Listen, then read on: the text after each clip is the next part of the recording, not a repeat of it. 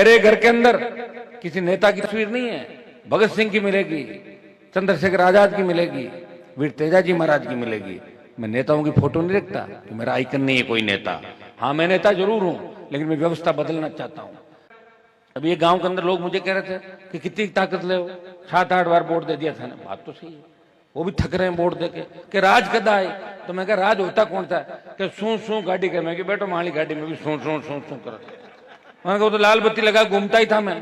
सू सू भी खूब कराई राजस्थान के अंदर, लाल बत्ती कोई उतार नहीं पाया मेरी राजस्थान में। वो लड़ाई भी मैंने ही लड़ी। वसुंधरा सीएम थी, एक बार कहा कि लाल बत्ती उतारेंगे। मैंने कहा उतार लो बत्ती, आ रहा हूं मैं बाड़मेर, 1000 गाड़ियां लेके। बत्ती नहीं उतरी। मैं ये नहीं कहता हूं कि नियम कानून हम तोड़ें, लेकिन जब चीफ सेक्रेटरी बत्ती लगाएगा, जिसका प्रोटोकॉल एमएलए से नीचे होता है, कलेक्ट्रेट भी बत्ती लगाएगा तो विधायक भी बत्ती लगाएगा। यही लड़ाई थी हमारी, गलत लड़ाई नहीं लड़ रहे थे। और जब देश में सबकी बत्तियां उतर गई, मैंने भी मेरी बत्ती उतार दी। विधानसभा में बत्ती उतारने के बाद पत्रकार बोले अब आप क्या करोगे, उतार दी बत्ती। तो बोला अब नहीं लगाओगे, नहीं लगाऊंगा। और कोई ज्यादा जिद करेंगे, मूड होगा तो लगा लो। खरीदी है मैंने तो दुकान से, मुझे दी थोड़ी बत्ती किसी ने। तो भाइयों, मैं तो आपके मनमाफिक विचारधारा का व्यक्ति हूं, हमेशा लड़ता रहता हूं, मुझे आनंद आता है लड़ने में। अभी कई लोग कह रहे थे कि समझौता कर लो, बीजेपी सीटें दे देगी, दिल्ली में आप मंत्री बन जाओगे। मैंने कहा फिर क्या हो जाएगा, फिर वापस मंत्री बन जाऊंगा। लोग कहते हैं हनुमान जी भी आगे उनके वहीं पड़ गए जहां बाकी लोग पड़े थे। किसी एक को तो लड़ने दो। अभी पूरे देश की नजरें नागौर की ओर है, पूरे देश की, राजस्थान की नजरें खींवसर की राजनीति की ओर है। बड़े बड़े धुरंधर शाम को चिंता करते हैं, बैठते तो एक ही बात कहते हैं, यार खींवसर नागौर में हनुमान जी को कैसे हराएं और इनको कैसे पटकें। ये बहुत बड़ी बात होगी राजस्थान के अंदर। मतलब हनुमान की विचारधारा वर्सेज एक संगठित लोग हो गए जिनको पार्टियों से मतलब नहीं है, जिनमें कांग्रेस का झंडा लगा घूमेंगे, रात को बीजेपी के वोट मांग लेंगे, बीजेपी के झंडे वाले हनुमान ने हराना है, रातों रात एक हो जाओ। क्यों हराना है? क्योंकि उसके घर पे जाने के लिए कोई बिचौलिया नहीं है, सीधे लोग जाते हैं।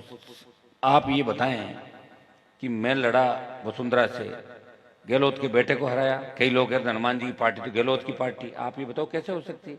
अगर मैं नहीं होता, अशोक गहलोत का बेटा नहीं हारता। और अशोक गहलोत ने जिनको परेशान किया, उनके बच्चे तो गहलोत की गोदी में बैठे हैं, उनके पोते पोतियां उनकी गोदी में बैठे हैं, उनकी सरकार बचा रहे हैं। ये तो हनुमान बहनी वाली है, जिस कौम की लड़ाई लड़ रहा है, जो तेजाजी महाराज की जयकारे को खींवसर, खरनाल, नागौर की धरती से लखनऊ तक ले गया। और लोकसभा के अंदर इतिहास में पहली बार तेजाजी की जय बोल के विधानसभा में 8, 13, 18 के अंदर तेजाजी के जयकारे के साथ शुरुआत करी। मैं किसान का बेटा हूं। जिस तरह तेजाजी महाराज ने अपने वचन के खातर प्राण न्यौछावर कर दिए, मेरे कुल के साथ किसान कौम का मान बढ़ाया। हनुमान बेनीवाल भी तेजाजी का भक्त है। उसकी जान चली जाए, उसकी बात नहीं जानी चाहिए। वो हाथ पकड़ता है, उसका हाथ छोड़ता नहीं, और गरीब को गणेश मान के सेवा करता है। उसी का परिणाम है कि राजस्थान के अंदर 5 लाख 7 लाख की जो रैलियां, जो जन समर्थन मिला, एक व्यक्ति अकेला जाता है, उसके नाम से 5 लाख लोग आ जाते हैं अपने साधन लेके। अभी जब अग्निपथ की रैली जोधपुर के अंदर मैंने करी थी, वो जवानों के लिए रैली थी। दिल्ली हिल गई पूरी कि 4 दिन में जो रावण का चबूतरा किसी पॉलिटिकल पार्टी से नहीं बना, बड़ा नरेंद्र मोदी, कई रैलियां आपकी सोनिया गांधी, राहुल गांधी की रैलियां हो गई, लेकिन रावण का चबूतरा आधा भी नहीं हुआ था। उस रावण के चबूतरे को नौजवानों ने पाट दिया, और बाहर भी उतनी संख्या में थे, और दिल्ली तक संदेश दिया, ये टेलर है, पिक्चर दिखा देंगे दिल्ली के अंदर। ये देश के नौजवान ने, राजस्थान के नौजवानों ने 4 दिन की मेहनत कर दिया। भाइयों, संघर्ष के साथ साथ विकास की बात भी करता हूं। पहले थोड़ी नशे की बात भी कर लूं। सबसे पहले कहते हैं भाई, फौज का कप्तान मजबूत हो तो फौज लड़ाई लड़ती है। मैं मजबूत हूं, मैं कोई नशा नहीं करता, चाय जरूर पीता हूं। और तुम लोगों ने कहा फीकी चालू करो, तो मैंने फीकी कर दिया आजकल कोरोना के बाद। आधे लोग फीकी चाय पी रहे हैं, तो चाय का तो नशा नहीं है ना। मैं थोड़ा लाया था चाय का, चाय तो हर घर में ही बनती है, और तुमको तो वो भी छोड़ देंगे। चाय पीता हूं, चाय पिलाता हूं सबको जो भी आता है।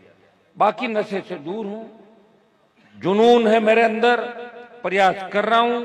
ये पुलिस यहाँ की खड़ी है, खींवसर की, भावंडा की, ये सारी, मैं इनको हमेशा एक ही बात कहता हूं कि नौजवान बच्चे जो नशे का काम करते हैं उनको सुधारो। जन जागरण अभियान भी चले। नशा कोई अपने ही नहीं चल रहा है। पंजाब तो नशे से बर्बाद हो गया, बाड़मेर, जोधपुर, तो अपना नशा तो बाहर से आया धीरे धीरे धीरे धीरे धीरे। और नशा लाता कौन है? सरकार है।